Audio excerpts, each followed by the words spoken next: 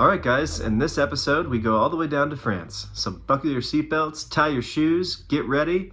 We're the Wayward Saga, and away we go! Our journey this time begins on a ferry from Dover, England to Calais, France.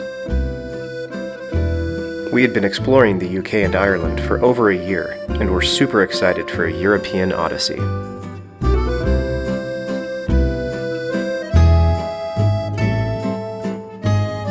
Our very first meal in France was this interesting cheese and egg dish. Basically just a pile of melted cheese and an egg.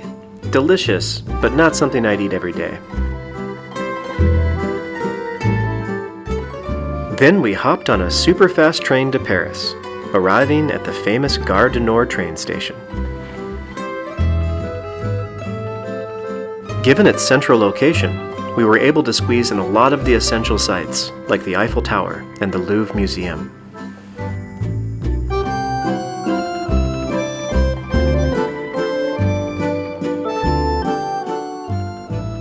This was Mary's first trip to Paris, and given that it was Valentine's Day, we had to make our way to the Latin Quarter for a classic French dinner of steak and potatoes. It was cooked to perfection, and the wine was a perfect accompaniment.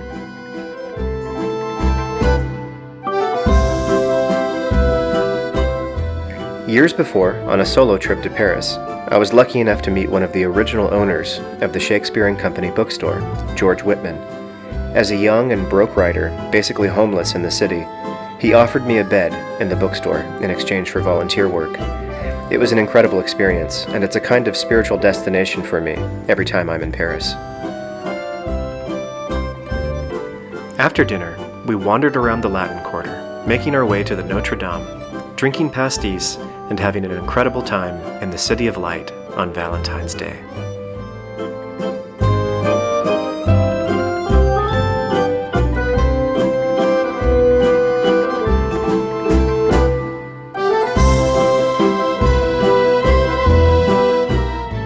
Paris is an extremely expensive city, and we only had the one night planned for this trip. Our next stop would be Dijon, the capital of the Burgundy region. Famous for wine, food, and mustard, we were excited to spend a full week here. Our Airbnb was just a 10-minute walk from the train station, and man did we score big on this one. Because it was off-season, our rate came to about £200 for a very central and comfortable space. We'd cook breakfast and lunch in the kitchen, thus freeing up our budget for dinner and restaurants at night. We wasted no time in exploring the city and spent the first day just wandering around the medieval streets and finding ourselves lost in ancient spaces.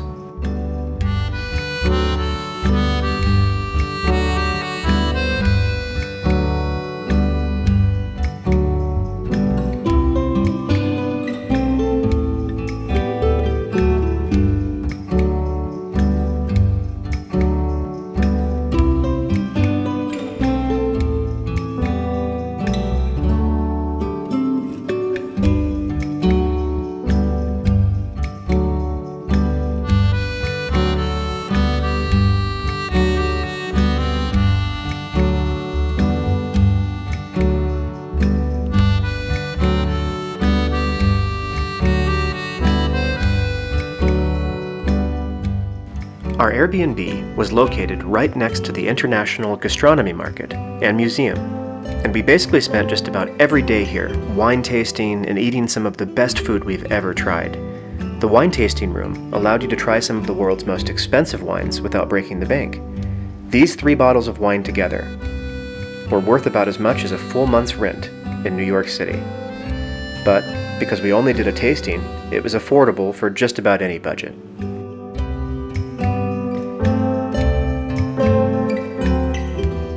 And then it was all about the food. Well-crafted and lovingly prepared pastries and cakes, chocolates, macaroons, and all kinds of other things that I have no idea what they're called. It was amazing.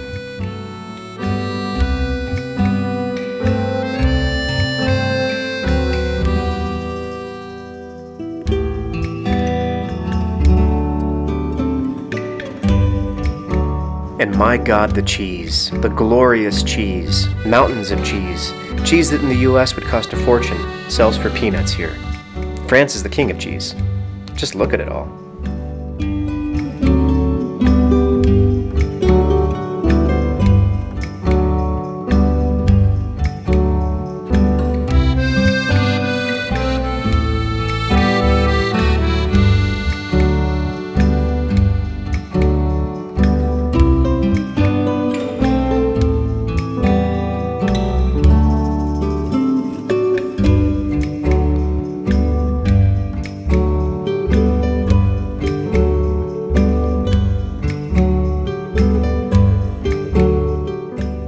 Just about every night, we'd come here for dinner, and some very memorable meals followed.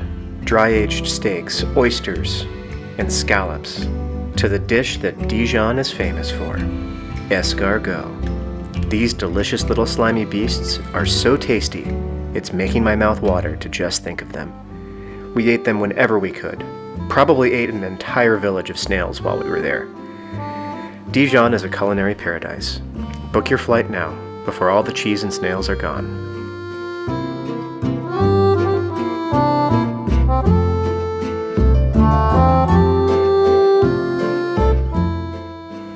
We are creatures of habit and routine, even within the loose boundaries of our nomadic lifestyle. So after dinner, we would always wander up to our favorite wine bar to enjoy a few glasses of unique local wine. If you're ever in Dijon, I highly recommend this particular bar.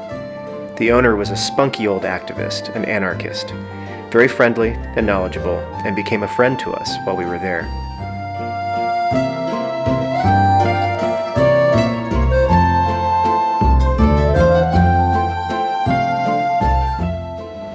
Activism is part of French culture, and we just happened to be there during one of the biggest protests in recent history.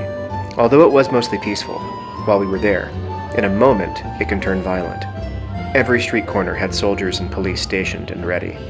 This particular protest was about raising the minimum age of retirement.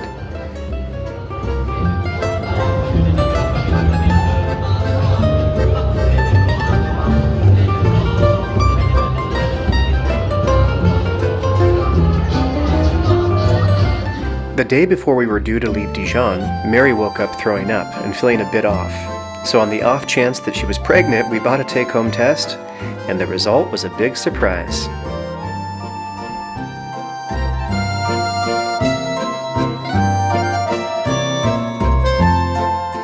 All right, future son and daughter, this is your beautiful mother. She's very pregnant with you, and we are on a train to Italy, to the land of her ancestors.